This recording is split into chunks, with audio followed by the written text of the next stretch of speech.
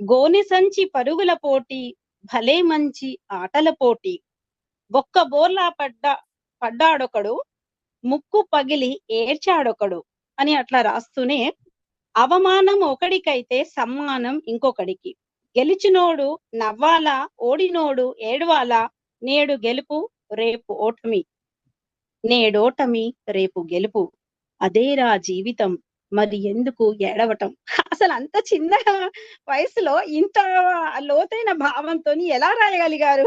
అదేరా జీవితం మరి ఎందుకు ఏడవటం అంటాడు. అంటే గెలుపు ఓటములు అనేవి జీవితంలో అలా వచ్చిపోతూ ఉంటాయి.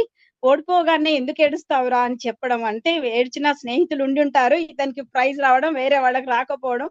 ఆ సందర్భంలో అప్పటికప్పుడు ఆ ఇచ్చినటువంటి బహుమానంగా వచ్చినటువంటి ఆ పెన్నుతో ఆ కవిత రాయడం అసలు ఎంత గొప్ప విషయం అనిపించిందంటే, అంటే మంచి అవగాహన, జీవితాల పట్ల వారికి ఉన్నటువంటి అవగాహన.